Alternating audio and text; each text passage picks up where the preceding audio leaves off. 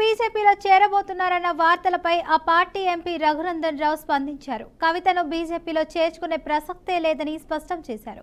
Harish Rao CM Revanth Reddy ఒకే ఫ్లైట్లో వచ్చారన్నది నిజమని చెప్పారు. ఆ ఫ్లైట్లో వారు తాను ఓడిపోవడం గురించి చర్చించుకున్నారని చెప్పారు.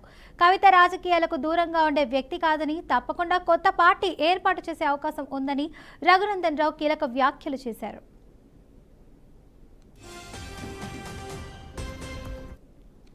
ఉన్నారు సందీప్ రావు. వీళ్ళే కాదు పాపం, మా చెల్లె మర్చిపోయింది, ఇంకొక ఆయనే సంతోషరావుకి సడ్డకుడో వియంకుడో చుట్టమో ఒక ఆయన అవుతాడు, డీసీపీ, పేరు సందీప్ రావు. ఈయనను పెట్టి నా దుబాక ఉప ఎన్నికల సందర్భంగా ఈజ్ ద సూపర్ మ్యాన్ అన్నట్టు, పోలీసులో సూపర్ కాప్. ఈయన టెలిఫోన్ ట్యాపింగ్ లో కానీ పైసలు పట్టుకోవడంలో కానీ ఇప్పటిదాకా పేరెవరు మాట్లాడలేదు, కానీ వారి పేరు సందీప్ రావు. వారు అప్పుడు టాస్క్ ఫోర్స్ డీసీపీగా ఉన్నారు నార్సింగ్ ఏరియా, నేనుండే ఇంటి ఏరియాకి టాస్క్ ఫోర్స్ డీసీపీగా ఉన్నారు సందీప్ రావు గారు. వీరి నాయకత్వంలో ఒక 3-4 సిఐల్ని పెట్టుకొని మా ఇంటి చుట్టూ వాచ్ పెట్టి మమ్మల్ని నానా యాగి చేసి టార్చర్ పెట్టినటువంటి పెద్దలు కూడా సందీప్ రావు గారు.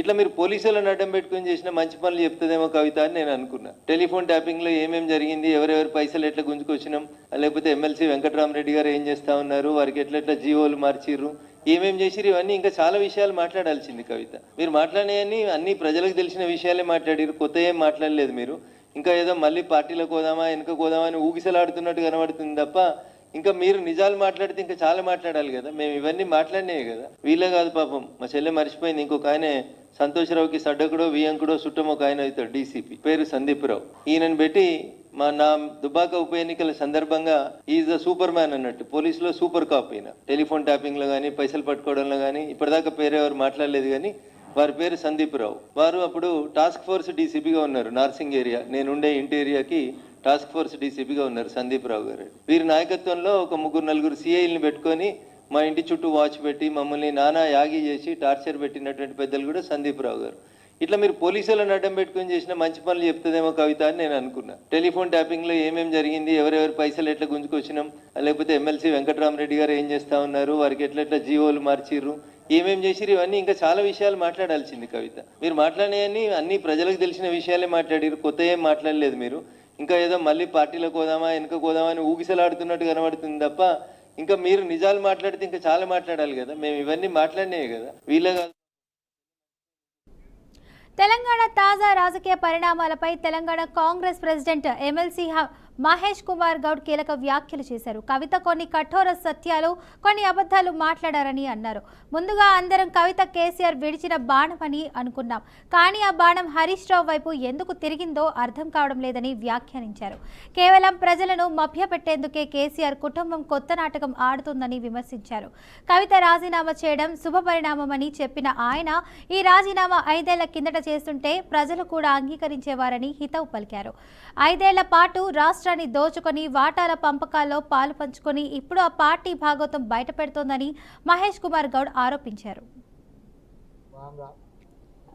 మా నాయనకేం తెలియదు, హరీష్ రావే దీంట్లో అవినీతికి పాల్పడినాడు, సంతోష్ రావే పాల్పడినాడని పలుకులు పలుకుతూ ఉంది.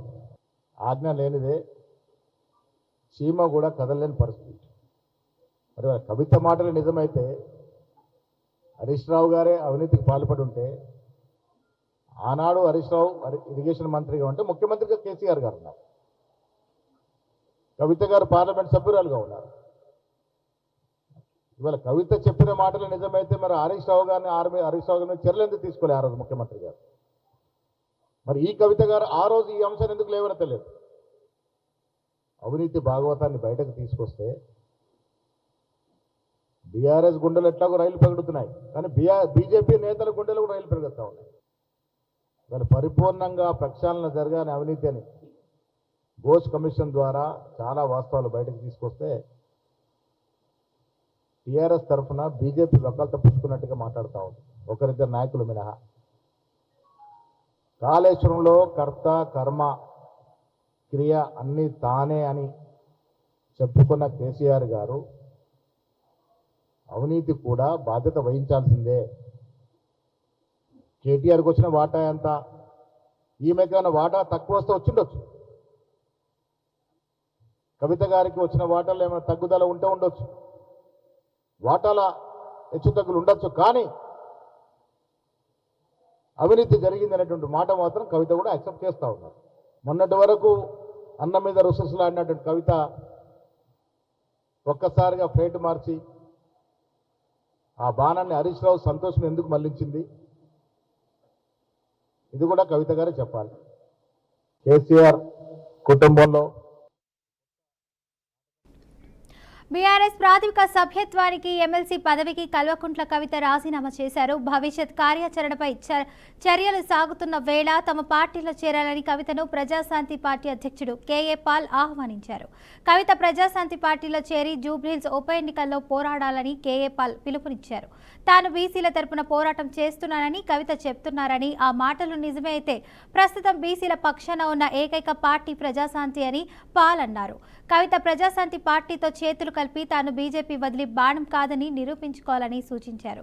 బీజేపీ, ఆర్ఎస్ఎస్ బ్రాహ్మణుల పార్టీగా, కాంగ్రెస్ రెడ్ల పార్టీగా ప్రచారం ఉందని పాల్ వ్యాఖ్యానించారు. ఒక దొరసాని అయిన కవితను ప్రజలు నమ్మాలన్నా, ఆమెపై ప్రజలకు విశ్వాసాన్ని పెరగాలన్నా గద్దర్ చేరిన ప్రజాశాంతి పార్టీలో చేరాలని కవితకు కేఏ పాల్ పిలుపునిచ్చారు. కవితను బీఆర్ఎస్ పార్టీ నుంచి సస్పెండ్ చేశారు. తనైతే బీసీల కొరకు పోరాడతానంట. నిజంగా కవిత, నువ్వు బీసీల కొరకు పోరాడాలి అంటే బీసీల ఏకైక పార్టీ ఇప్పుడు ఉన్నది ప్రజాశాంతి పార్టీ మాత్రమే. రా, ప్రజాశాంతి పార్టీలో చేయి కలుపు. నువ్వు బీజేపీ పంపిన బాణము కాదని రుజువు చేసుకో. బీజేపీ, రామచంద్రరావు గారు ఆర్ఎస్ఎస్ బ్రాహ్మణుల పార్టీ అంటున్నారు. కాంగ్రెస్ 12 ముఖ్యమంత్రులు చేసిన రెడ్ల పార్టీ అని తెలుసు. మరి ఒక దొరసాన్ని నిన్ను నమ్మాలి అంటే, ప్రజల్లో నీ మీద కాన్ఫిడెన్స్ కలగాలి అంటే నువ్వు గద్దరన్న చేరిన పార్టీ అయిన ప్రజాశాంతి పార్టీలో చేరు.